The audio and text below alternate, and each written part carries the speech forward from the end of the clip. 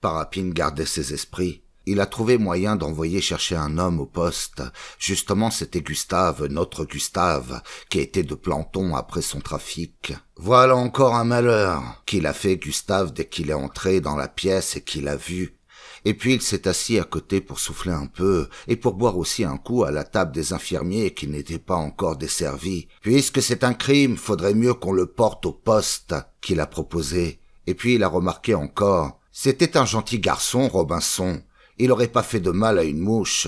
Je me demande pourquoi qu'elle l'a tué. Et il a rebu. Il aurait pas dû. Il supportait mal la boisson, mais il l'aimait, la bouteille. C'était son faible. On a été chercher une civière en haut avec lui, dans la réserve. Il était bien tard à présent pour déranger du personnel. Nous décidâmes de transporter le corps jusqu'au poste nous-mêmes. Le poste, c'était loin de l'autre côté du pays, après le passage à niveau, la dernière maison. Ainsi nous nous mîmes en marche.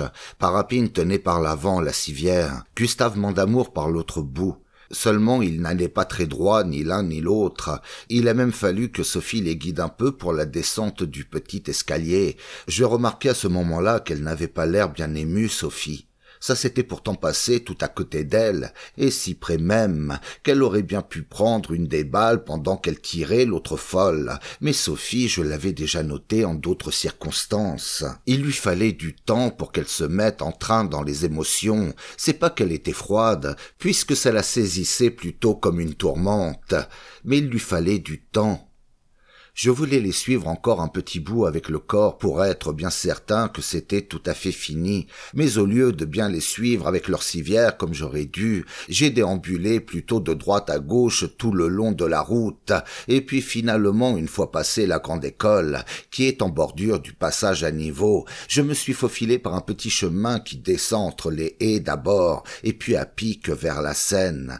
Par-dessus les grilles, je les ai vus s'éloigner avec leur civière. Ils allaient comme s'étouffer parmi les écharpes du brouillard renoué lentement derrière eux, auquel l'eau poussait dure sur les péniches bien rassemblées contre la crue. De la plaine de Gennevilliers, il arrivait encore plein de froid par bouffées tendues sur les remous du fleuve, à le faire reluire entre les arches. Là-bas, tout au loin, c'était la mer, mais j'avais plus rien à imaginer, moi, sur elle, la mer, à présent. J'avais autre chose à faire. J'avais beau essayer de me perdre pour ne plus me retrouver devant ma vie, je la retrouvais partout simplement. Je revenais sur moi-même. Mon trimbalage à moi, il était bien fini à d'autres. Le monde était refermé, au bout qu'on était arrivés nous autres, comme à la fête.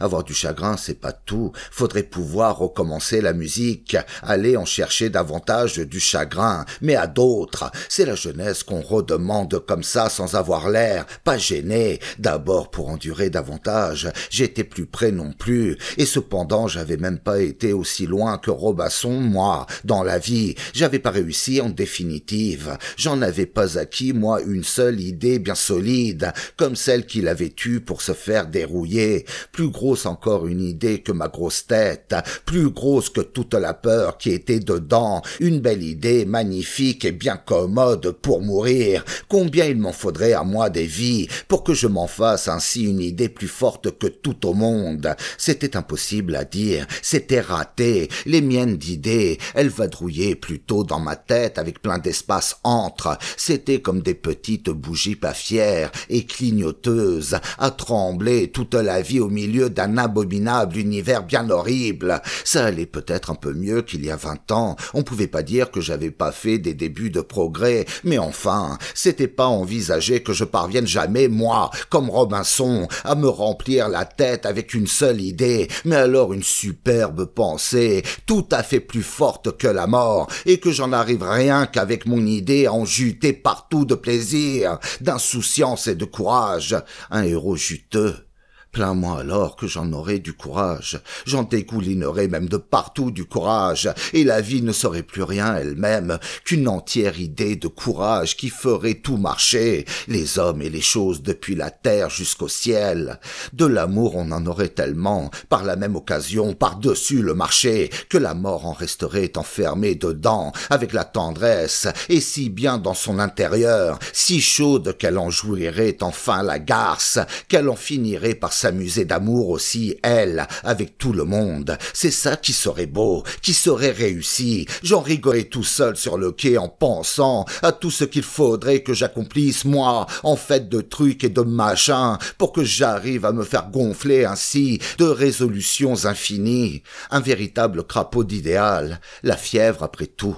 Depuis 1 heure au moins que les copains me recherchaient, surtout qu'ils avaient bien vu qu'en les quittant j'étais pas du tout brillant. C'est Gustave Mandamour qui m'a repéré le premier sous mon bec de gaz. « Hé, docteur !» qu'il m'a appelé. On pouvait dire qu'il avait une sacrée voix, Mandamour. « Par ici, on vous demande chez le commissaire pour votre déposition. »« Vous savez, docteur, » qu'il a ajouté, mais alors dans l'oreille, « vous avez vraiment pas bonne mine. » Il m'a accompagné.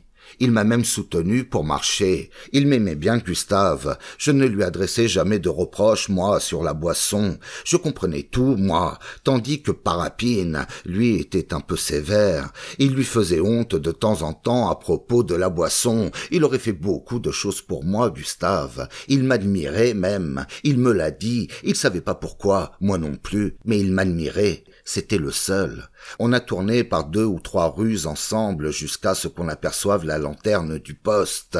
On pouvait plus se perdre. C'était le rapport à faire qui le tracassait, Gustave. Il osait pas me le dire. Il avait fait signer déjà tout le monde en bas du rapport, mais quand même il y manquait encore bien des choses à son rapport. Il avait une grosse tête, Gustave, dans mon genre, et même que je pouvais mettre son képi, c'est tout dire, mais il oubliait facilement les détails. Les idées ne venaient pas facilement, il peinait pour s'exprimer et encore bien plus pour écrire. Parapine l'aurait bien aidé à rédiger, mais il n'avait rien vu des circonstances du drame, Parapine. Il aurait fallu qu'il invente et le commissaire ne voulait pas qu'on invente dans les rapports. Il voulait rien que la vérité, comme il disait. En montant le petit escalier du poste, je grelottais. Je ne pouvais pas lui raconter grand-chose non plus, moi, au commissaire. J'étais vraiment pas bien. Le corps de Robinson, il l'avait placé là, devant les rangées des grands classeurs de la préfecture, des imprimés partout autour des bancs et des vieux mégots, morts aux vaches, pas bien effacés. « Vous vous êtes perdu, docteur ?» que m'a demandé le secrétaire, bien cordialement d'ailleurs, quand j'arrivais enfin. On était tous si fatigués qu'on a tous bafouillé à tour de rôle, un peu. Enfin, l'accord s'est fait sur les termes et les trajets des balles, une même qui était encore coincée dans la colonne vertébrale. On la retrouvait pas, on l'enterrerait avec. On cherchait les autres, plantés dans le taxi, quels étaient les autres. C'était un fort revolver. Sophie est venue nous retrouver, elle avait été chercher mon par-dessus, elle m'embrassait et me pressait contre elle, comme si j'allais mourir à mon tour ou bien m'envoler. Mais je m'en vais pas. Que je m'évertuais à lui répéter « Je m'en vais pas, voyons, Sophie !» C'était pas possible de la rassurer. On s'est mis à discutailler autour de la civière avec le secrétaire du commissaire qui en avait vu bien d'autres, comme il disait, des crimes et des pas crimes et des catastrophes aussi, et même qu'il voulait tout nous raconter ses expériences à la fois. On n'osait plus s'en aller pour pas le froisser, il était trop aimable. Ça lui faisait plaisir de parler pour une fois avec des gens instruits, pas avec des voyous. Pour pas le vexer, donc, on traînait dans son poste. Parapine n'avait pas d'imperméable. Gustave, de nous écouter, ça lui berçait l'intelligence. Il en gardait la bouche ouverte et sa grosse nuque tendue, comme s'il tirait sur une voiture. J'avais pas entendu Parapine parler avec autant de mots depuis bien des années, depuis le temps de mes études, à vrai dire. Tout ce qui venait d'arriver ce jour-là, ça le grisait. Nous nous décidâmes à rentrer à la maison tout de même. Mandamour, on l'a emmené avec nous, et Sophie aussi, qui m'étreignait de temps à autre encore, et qu'elle en avait plein le corps des forces d'inquiétude et de tendresse, et plein le cœur aussi, et partout, et de la belle. J'en avais plein, moi, de sa force, ça me gênait. C'était pas de la mienne, et c'était de la mienne dont j'avais besoin, pour aller crever bien magnifiquement un jour, comme Léon. J'avais pas de temps à perdre en grimaces, au boulot que je me disais, mais ça venait pas. Elle a même pas voulu que je me retourne pour aller le regarder une fois encore, le cadavre. Je suis parti donc, sans me retourner, fermer la porte qu'était écrit.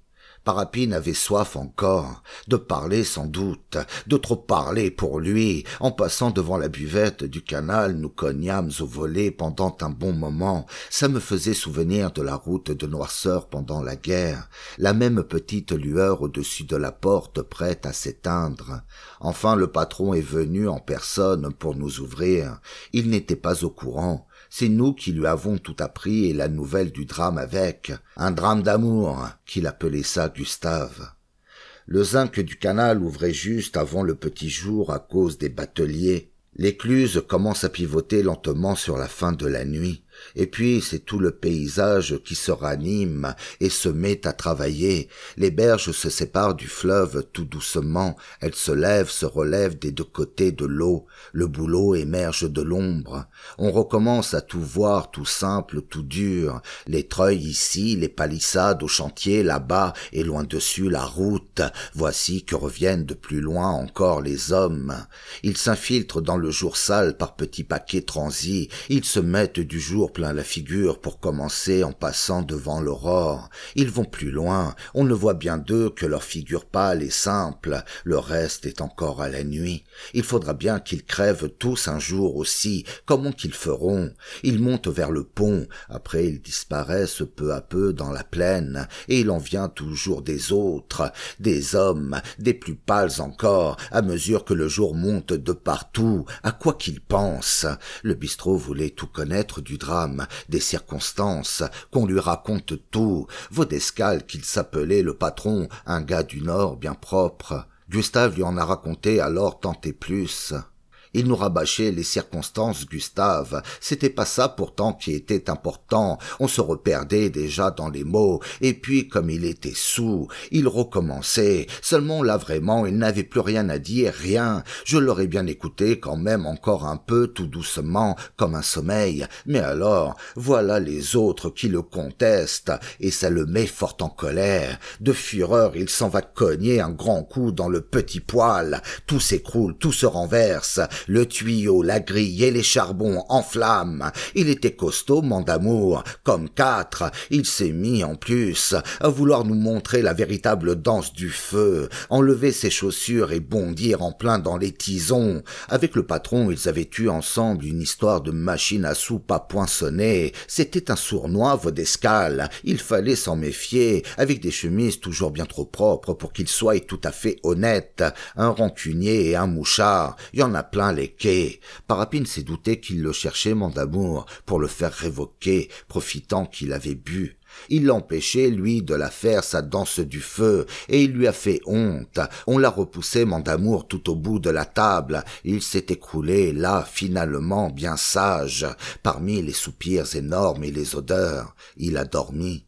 De loin, le remorqueur a sifflé. Son appel a passé le pont, encore une arche, une autre, l'écluse, un autre pont, loin, plus loin. Il appelait vers lui toutes les péniches du fleuve, toutes, et la ville entière, et le ciel et la campagne, et nous, tout qui l'emmenait, la Seine aussi, tout, qu'on n'en parle plus.